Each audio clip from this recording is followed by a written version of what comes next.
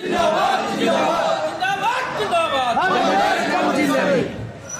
بالله من الشيطان الرجيم بسم الله الرحمن الرحيم نحمده ونصلي على رسوله الكريم বাংলাদেশ জামাত ইসলামী খিলগাঁও পশ্চিম 1 নম্বর ওয়ার্ডের প্রভাতিবাগ কর্তৃক আয়োজিত আজকের এই উঠান বৈঠকের সম্মানিত সভাপতি অত্র এলাকার বিশিষ্ট বাসিন্দা জনাব মাইনুদ্দিন ভাই, মঞ্চে উপবিষ্ট আছেন বাংলাদেশ জামাত ইসলামী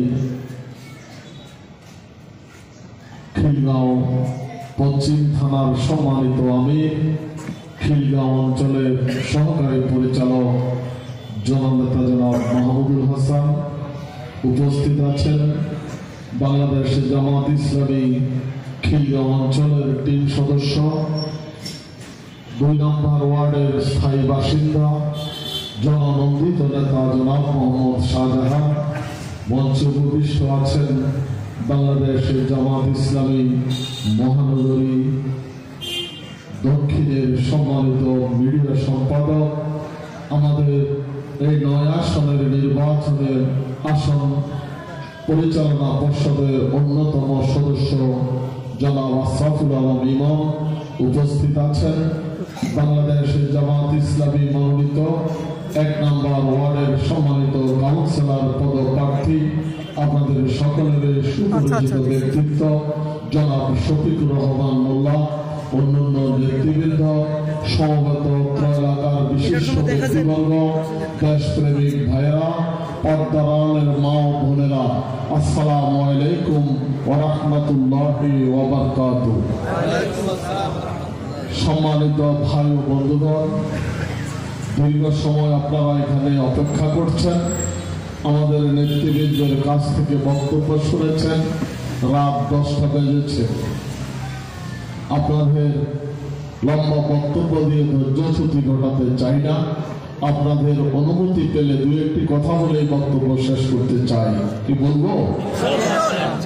সম্মানিত ভাই ও বন্ধুগণ, আজকে আপনারা এখানে উপস্থিত হয়েছেন যারা সারাদিন কর্মতৎপরতার পর, কর্মব্যস্ততার পর আপনারা এখানে উপস্থিত হয়েছেন এই কারণে আপনারা ইসলামকে ভালোবাসেন, আপনারা ইসলামকে পছন্দ করেন। এই জন্য আপনারা এখানে উপস্থিত হয়েছেন আপনাদের সৃষ্টিকর্তা রাব্বুল আলামিনকে সন্তুষ্ট করার জন্য।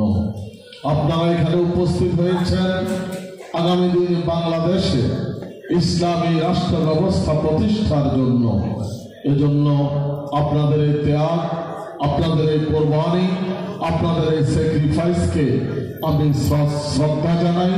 আবারও আপনাদেরকে জানাই সশ্রদ্ধ সালাম এবং আমার ব্যক্তির পক্ষ থেকে আপনাদের এই উপস্থিতির জন্য আন্তরিকভাবে আমি কৃতজ্ঞ এবং আপনাদেরকে শুভেচ্ছা এবং অভিনন্দন জানাই।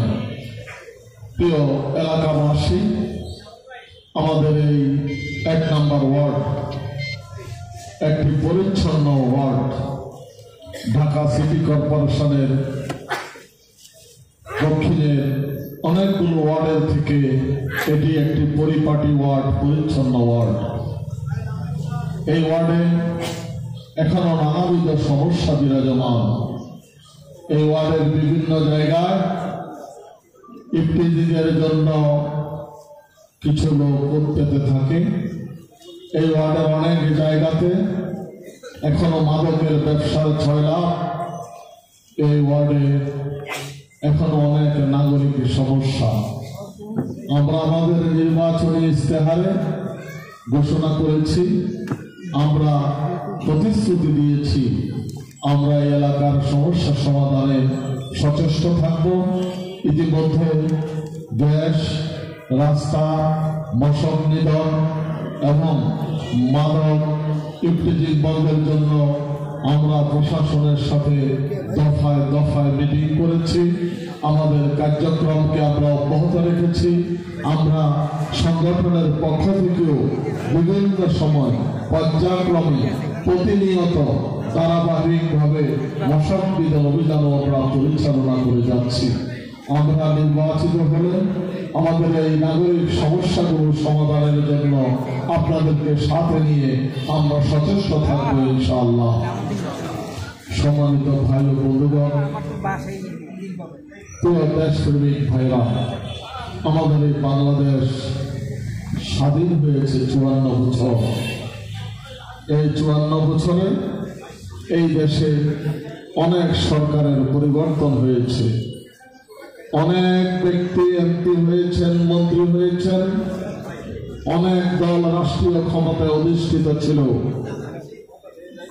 অনেকেই এই দেশের মানুষকে বোঝানোর জন্য বিভিন্ন বিপ্লব এবং কর্মসূচির কথা বলেছেন। কেউ 6 দফার কথা বলেছেন, কেউ 18 দফার কথা বলেছেন, কেউ 21 দফার কথা বলেছেন, কেউ সোনার বাংলার স্লোগান দিয়েছেন, কেউ সবুজ বিপ্লবের স্লোগান দিয়েছেন। এ সমস্ত দফা এবং বিপ্লবের স্লোগানগুলো ছিল মানুষের রচিত, মানুষের তৈরি করা। আর যারা এই মন ভোলানো স্লোগান দিয়ে এই দেশের সাধারণ মানুষকে ক্ষমতার সিঁড়ি হিসাবে ব্যবহার করে এমপি মন্ত্রী হয়েছেন, প্রধানমন্ত্রী হয়েছেন, প্রেসিডেন্ট হয়েছেন, তারা দেশ এবং জাতির স্বার্থে কোনো ভূমিকা রাখেন নাই। এই দেশ যে তিমিরে ছিল সেই তিমিরে আছে, বরঞ্চ কোনো কোনো ক্ষেত্রে এই দেশকে পিছিয়ে দেওয়ার জন্য তারা ভূমিকা পালন করেছে। আমাদের এই প্রিয় জন্মভূমি বাংলাদেশ বারবার দুর্নীতিতে চ্যাম্পিয়ন হয়েছে। তার কারণে আমার সাধারণ জনগণ কি কোনো দুর্নীতির সাথে সম্পৃক্ত আছে? যারা রাষ্ট্রীয় ক্ষমতায় অধিষ্ঠিত ছিলেন, যারা এমপি ছিলেন, মন্ত্রী ছিলেন, প্রধানমন্ত্রী ছিলেন, প্রেসিডেন্ট হয়েছেন, ভাইস প্রেসিডেন্ট হয়েছেন, তাদের দখলদারিত্ব দুর্নীতির কারণে বিশ্বের মানচিত্রে বাংলাদেশকে তারা দুর্নীতিতে চ্যাম্পিয়ন করার প্রচেষ্টা চালিয়েছে। প্রিয় ভাই এবং বন্ধুগণ, তারা দেশের মানুষের ভাগ্য পরিবর্তনের জন্য ভূমিকা না রেখে নিজেদের আখের গুছিয়েছেন, নিজেরা দেশে বিদেশে গাড়ি বাড়ির মালিক হয়েছেন, বেগম পাড়াতে তারা বাড়ি তৈরি করেছেন। গত 17 বছরের ফ্যাসিস্ট সরকারের এমপি মন্ত্রীরা নেতারা বাংলাদেশের সকল মানুষের সঞ্চিত টাকা ব্যাংক থেকে লুট করে বিদেশে পাচার করে দিয়েছেন। আজকে বিদেশে তারা লুট করা টাকা দিয়ে বিলাসবহুল জীবন যাপন করছেন। এই পরিস্থিতিতে আজকে বাংলাদেশের মানুষ তাদের সে সঞ্চিত টাকা তোলার জন্য যখন ব্যাংকে গিয়েছিল, 50,000 1 লক্ষ টাকার চেক দিয়েছিল, ব্যাংক কর্তৃপক্ষ বলে দিয়েছে যে আমাদের ব্যাংকের ভোল্টেজে কোনো টাকা নাই, আপনারা এই টাকা আমরা দিতে পারবো না। আপনাদের নেতারা, এমপিরা, মন্ত্রীরা ব্যাংকে লুট করে বিদেশে পাচার করে দিয়েছে। প্রিয় ভাই এবং বন্ধুগণ, তাদের এই যে অপকর্ম, তাদের এই যে রাষ্ট্র পরিচালনায় ব্যর্থতা, তার মূল কারণ ছিল তারা যে সমস্ত দফা রফার কথা বলেছেন, তারা যে সমস্ত স্লোগানের কথা বলেছেন, সেই সমস্ত দফা রফা স্লোগান ছিল মানুষের তৈরি করা, মানবের রচিত। মানুষের তৈরি করা, মানবের রচিত কোন মতবাদ দিয়ে সত্যিকার অর্থে মানুষের মুখে হাসি ফুটানো সম্ভব নয়, ভবিষ্যতেও সম্ভব হবে না। সত্যিকার অর্থে মানুষের মুখে হাসি ফুটাতে হলে, মানুষের ভাগ্যের পরিবর্তন করতে হলে, মানুষকে সুখে শান্তিতে সমৃদ্ধিতে বসবাস করার সুযোগ দিতে হলে প্রয়োজন হচ্ছে আমাদের এই দেশে, আমাদের এই রাষ্ট্রে ইসলামকে, কোরআনকে, আল্লাহ রাব্বুল আলামিনের বিধানকে রাষ্ট্রীয়ভাবে প্রতিষ্ঠিত করতে হবে। বাংলাদেশে ইসলামী রাষ্ট্র ব্যবস্থা প্রতিষ্ঠিত হয়, তাহলে এদেশের মানুষ সুখে শান্তিতে সমৃদ্ধিতে বসবাস করতে পারবে। প্রিয় ভাই এবং বন্ধুগণ, আপনারা সকলে অবগত আছেন, যুগে যুগে আল্লাহ রাব্বুল আলামিন এই মানব জাতিকে সুষ্ঠুভাবে পরিচালনার জন্য এই পৃথিবীতে শান্তি নগরীতে পরিণত করার জন্য নবী এবং রাসূল প্রেরণ করেছেন। আদম আলাইহিস সালাম থেকে শুরু করে রাসূলুল্লাহ সাল্লাল্লাহু আলাইহি সাল্লাম পর্যন্ত পৃথিবীতে যত নবী এবং রাসূলের আবির্ভাব হয়েছে, প্রত্যেকেই ইসলামকে, দিনকে, বাংলা পৃথিবীর রাষ্ট্র ব্যবস্থাকে ইসলামী রাষ্ট্র ব্যবস্থা প্রবর্তনের জন্য কাজ করেছেন। স্বয়ং রাসূলুল্লাহ সাল্লাল্লাহু আলাইহি সাল্লামকে প্রেরণের উদ্দেশ্য হিসাবে আল্লাহ রাব্বুল আলামিন ঘোষণা করেছেন, ওয়াল্লাযী আরসালা রাসূলাহু বিল হুদা ওয়া দীনিল হক লিইয়ুযহিরাহু আলা দীনি কুল্লিহি ওয়ালাউ কারিহাল মুশরিকুন। তিনি সেই সত্তা, যিনি তার রাসূলকে হেদায়েত এবং সত্য দিন সহকারে পাঠিয়েছেন, যাতে করে সকল প্রকার জীবন ব্যবস্থার উপরে ইসলামকে বিজয় করা যায়। রাসূলুল্লাহ সাল্লাল্লাহু আলাইহি সাল্লাম মদিনায় একটি ইসলামী রাষ্ট্র প্রতিষ্ঠা করেছেন, যে রাষ্ট্রে ছিল না কোনো মারামারি, কোনো হানাহানি, কোনো সন্ত্রাস, কোনো বৈষম্য, যে রাষ্ট্রে জাকাত খাওয়ার মতো কোনো দরিদ্র লোককে খুঁজে পাওয়া যায়নি। রাসূলুল্লাহ সাল্লাল্লাহু আলাইহি সাল্লাম এমন একটি রাষ্ট্র প্রতিষ্ঠা করেছিলেন, সেই রাষ্ট্রে অন্ধকার রজনীতে আরবের সবচাইতে সুন্দরী সুহাসী নারীটি যখন মদিনার এই প্রান্ত থেকে ওই প্রান্তে পাড়ি দিচ্ছিল, আল্লাহ ছাড়া আর কোন যুবকের ভয় তাকে করতে হয় নাই। আমাদের এই বাংলাদেশে, আমাদের এই প্রিয় জন্মভূমিতে যদি সুখে শান্তিতে সমৃদ্ধিতে দেশ এবং জাতিকে বসবাসের সুযোগ দিতে হয়, তাহলে প্রয়োজন হচ্ছে আমাদের এই দেশে আল্লাহ রাব্বুল আলামিনের বিধান ইসলামকে, ইসলামী রাষ্ট্র ব্যবস্থা প্রতিষ্ঠার মাধ্যমে সত্যিকার অর্থে মানুষের কল্যাণ সাধন করা। সেজন্য বাংলাদেশ জামাত ইসলামী 1941 সাল থেকে এই ভূখণ্ডে কাজ করে আসছেন। বাংলাদেশের জামাত ইসলামী এই দেশ, জাতি, এই ভূখণ্ডকে নিয়ে একটি স্বপ্ন দেখেন। সেই স্বপ্নটি হচ্ছে বাংলাদেশের জামাত ইসলামী গণতান্ত্রিক পদ্ধতিতে ন্যায় এবং ইনসাফ ভিত্তিক একটি সমাজ, দেশ, রাষ্ট্র প্রতিষ্ঠা করতে চায়। বাংলাদেশের জামাত ইসলামী এর জন্য আগামী জাতীয় সংসদ নির্বাচনে 300 আসনে দাঁড়িপাল্লা মার্কায় সব খোদাবিরু যোগ্য লোকদেরকে প্রার্থী দিয়েছে। আপনারা তাদেরকে যদি নির্বাচিত করেন, আপনারা তাদেরকে যদি ভোট দিয়ে সংসদে পাঠান, তাহলে বাংলাদেশে ন্যায় এবং ইনসাফ ভিত্তিক একটা রাষ্ট্র প্রতিষ্ঠা হওয়া সম্ভব। আপনাদের সকলের প্রতি আমি আহ্বান জানাতে চাই, অ্যাপ্রোচ করতে চাই, আবেদন করতে চাই, আসুন আর কোন তন্ত্র মন্ত্র নয়, আর কোন মানব রচিত আইনের পিছনে নয়, আমরা সবাই মিলে বাংলাদেশকে সুখী শান্তি সমৃদ্ধশালী একটি রাষ্ট্রে পরিণত করার জন্য, ইসলামী রাষ্ট্র ব্যবস্থা প্রবর্তনের জন্য আগামী জাতীয় সংসদ নির্বাচনে বাংলাদেশ জামাত ইসলামের প্রার্থীদেরকে দাঁড়িপাল্লা মার্কায় ভোট দিয়ে জয়যুক্ত করুন। এই আহ্বান, এই আবেদন, এই অ্যাপ্রোচ আপনাদের প্রতি আমাদের হলো। সম্মানিত উপস্থিতি, বাংলাদেশের জামাত ইসলামী বাংলাদেশে আগামী দিন রাষ্ট্র ব্যবস্থা গ্রহণ করতে চায়। বাংলাদেশের জামাত ইসলামী আগামী দিনে বাংলাদেশের একটি কল্যাণ রাষ্ট্র প্রতিষ্ঠা করতে চায়। আমরা এই দেশ এবং জাতির প্রতি ওয়াদাবদ্ধ, এই দেশ এবং এই জাতির প্রতি আমরা কমিটেড, প্রতিশ্রুতিবদ্ধ। আমরা যদি রাষ্ট্রীয় ক্ষমতায় অধিষ্ঠিত হয়ে বাংলাদেশের গণতন্ত্র, বাংলাদেশের স্বাধীনতা, সার্বভৌমত্বের পূর্ণ হেফাজত আমরা করব ইনশাআল্লাহ। বাংলাদেশের স্বাধীনতা, সার্বভৌমত্বের বিরুদ্ধে দেশের থেকে, বিদেশ থেকে, নিকট থেকে, দূর থেকে যে ধরনের হামলায় আশঙ্কা করা, এই দেশবাসীকে নিয়ে আমরা তাকে প্রতিহত করব ইনশাআল্লাহ।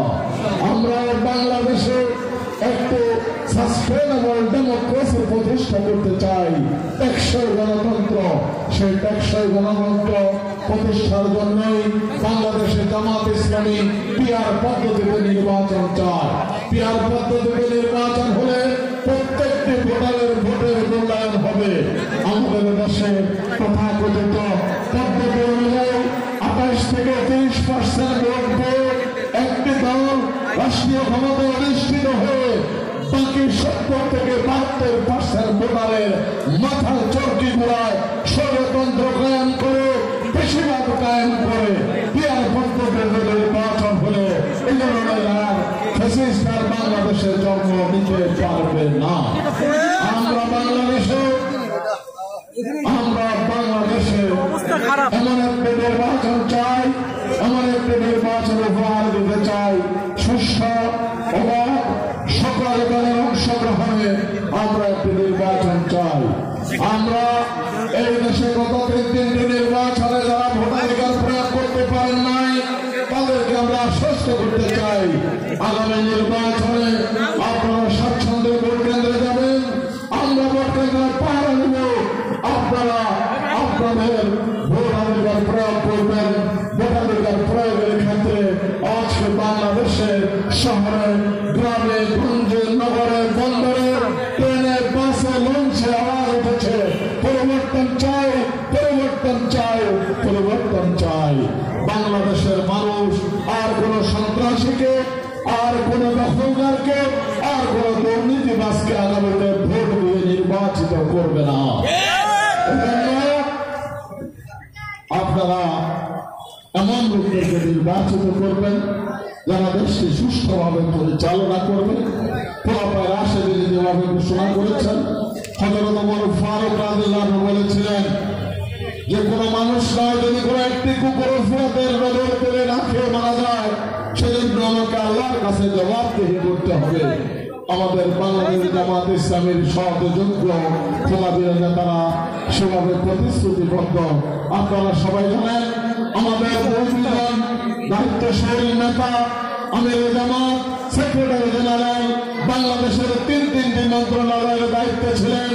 দেশি বিদেশি আন্তর্জাতিক সকল দুর্নীতি সংস্থা অনুবীক্ষণ যন্ত্র দিয়ে 1 টাকার দুর্নীতি খুঁজে পায়নি। আজকে আমরা বাংলাদেশের জনগণের প্রতি প্রতিশ্রুতিবদ্ধ যে আমরা বাংলাদেশে একটি কল্যাণ রাষ্ট্র প্রতিষ্ঠা করতে চাই, যে রাষ্ট্রে থাকবে না কোনো বৈষম্য, থাকবে না সন্ত্রাস, দুর্নীতি, চাঁদাবাজি। এমন একটি রাষ্ট্র আমরা প্রতিষ্ঠা করতে চাই যে রাষ্ট্রে সকল শ্রেণী পেশার মানুষ মানবিক মর্যাদা নিয়ে জীবনে যাপন করবে, সকল ধর্মের মানুষেরা স্ব অবস্থানে থেকে নাগরিক অধিকার নিয়ে তারা বসবাস করবে। আমরা যে রাষ্ট্র প্রতিষ্ঠা করতে চাই সেখানে প্রত্যেক মানুষ তার মৌলিক 5টি অধিকার, অন্ন, বস্ত্র, বাসস্থান, শিক্ষা, চিকিৎসা, এই মৌলিক চাহিদাগুলো রাষ্ট্রের পক্ষ থেকে পাবে। যারা বেকার থাকবে, যারা কর্ম করার ক্ষমতা রাখে না, তারা রাষ্ট্রের পক্ষ থেকে সম্মানই পাবে। রাষ্ট্রের পক্ষ থেকে যে সম্মানই পাবে সেটা দিয়ে সে স্বাচ্ছন্দ্যে জীবন যাপন করতে পারবে। প্রিয় ভাই ও বন্ধুগণ, তাই আসুন আমাদের এই জন্মভূমি বাংলাদেশে, আমাদের এই ভূখণ্ডে আমরা এমন একটি রাষ্ট্র ব্যবস্থা প্রতিষ্ঠা করি যে রাষ্ট্র ব্যবস্থার মাধ্যমে সকল শ্রেণী পেশার মানুষ তাদের অধিকার নিয়ে বসবাস করতে পারবে।